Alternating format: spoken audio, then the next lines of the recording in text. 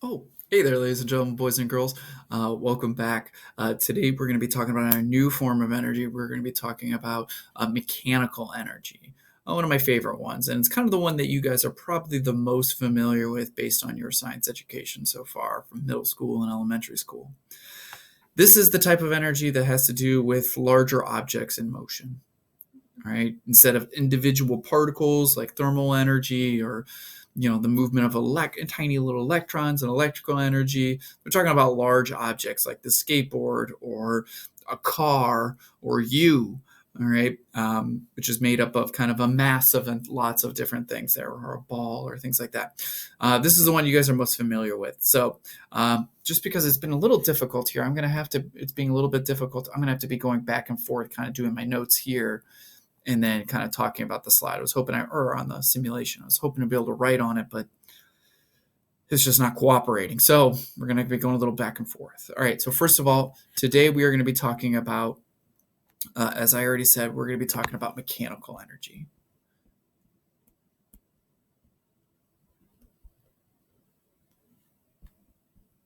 All right, mechanical energy. This is the energy of any kind of larger object, and it's basically broken into two types of energy that make up this mechanical energy. All right, this is the energy, and that is they're both pretty simple, and ones you guys are probably all familiar with. Most of you guys could probably say it out loud already, and that is obviously kinetic energy. How much is the object in motion? And a lot of people will say potential energy, but I'm going to be more specific here. Today we're going to be talking about gravitational potential and energy.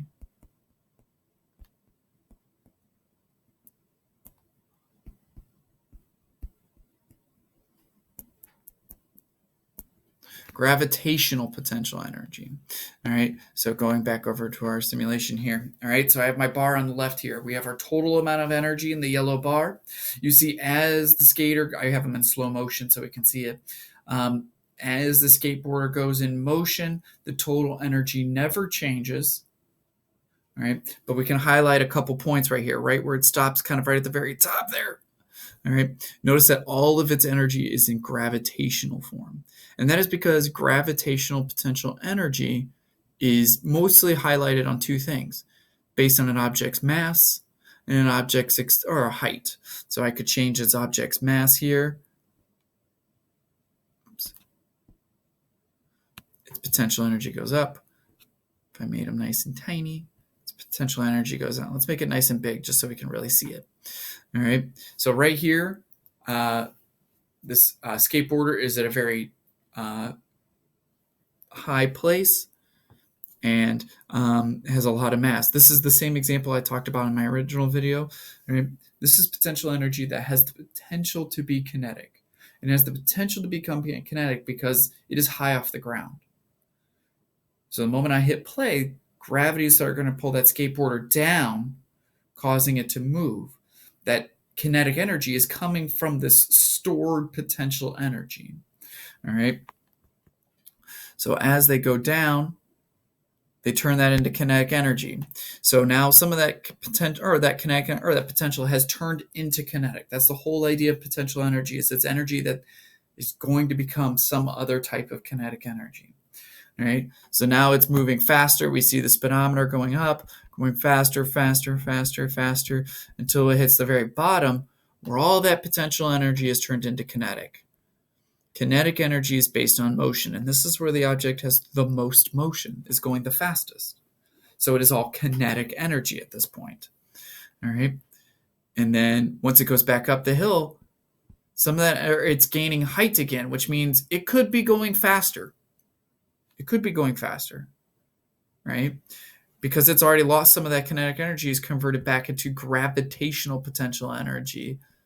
So we get the point right here where it's moving a lot slower than it did at the very bottom, because some of that kinetic energy has been turned back into potential, because in this case here, they are 2 meters off the ground. They go back down to 1 meter off the ground.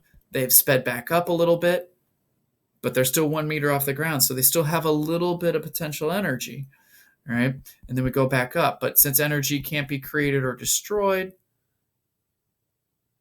it only can go up to back to what the amount of potential energy it started with. All right. So now I could do the same thing, and it would be the same thing if I had less mass, use the same heights, right? It still is transferring potential and kinetic energy, but the total amount's just not as much because of its mass. But if I changed its mass, and let's just say, just put the skater here to start, right? It doesn't have as much total kinetic energy or total energy because it didn't start at the same height, right? So the amount of potential energy is based on the mass and the height of the object off the ground. That's going to determine how much kinetic energy it has, right? So, and we'll talk about that when we talk about the calculations. Now, most people understand in real life that says, if I went on a half pipe like this or something like this, I could not just keep going forever. I would slow down to a stop, right? And that is because there's one form of energy that we are not talking about just yet, because we've just been talking about the mechanical, and that is friction. There's friction here between before the wheels and the street. That friction is going to lead to the formation of thermal energy. So every time it rides, some of that energy is then being converted into thermal energy. Total energy stays the same, but it's getting less energy that can be converted back between potential and kinetic. All right, now, that thermal energy, the actual track and the wheels are actually getting hotter. All right, that friction is causing that transfer of energy between particles, and it's actually heating up the ground and heating up those wheels. All right, and we're slowly losing thermal energy, and now they just have potential energy because they're not moving anymore. But if I were to remove the track, which I don't think I can here, if I were to remove the track, they would just fall straight to the ground.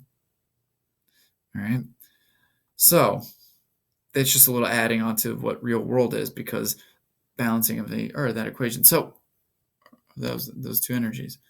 So when we talk about potential and gravitational and potential energy, all right, we are losing my voice here.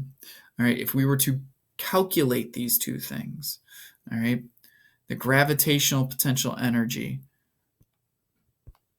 which I like to abbreviate big E for energy and little g for gravitational, I just told you is, here, let me put myself way over here so I can have more space.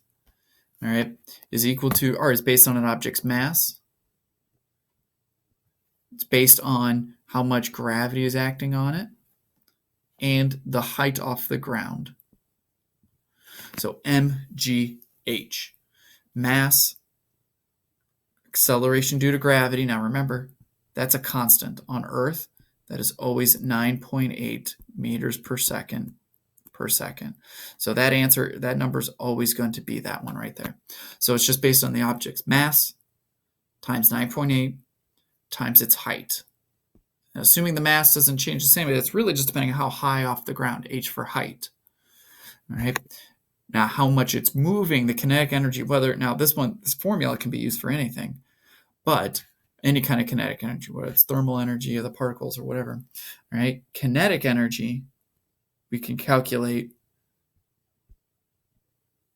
energy is equal to kinetic, E for energy, K for kinetic, is equal to 1/2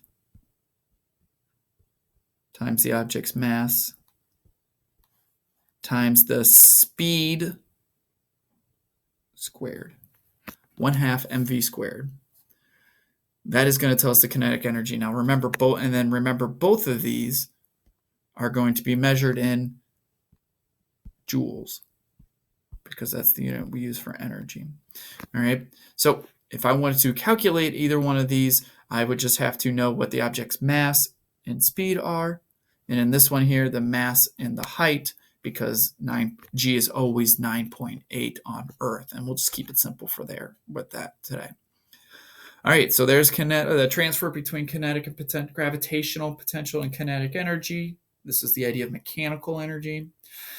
And then how to calculate it. All right, I do expect you to be able to do a little bit of the calculations. I'll go easy on you guys since we're doing this online learning. We'll go a little easier on you guys, but And I would give you the formulas. You just need to know how to use them. All right. Otherwise, go back, make sure you fill in your notebooks with all the information you need. All right. Otherwise, good luck with this stuff, and may the science be with you.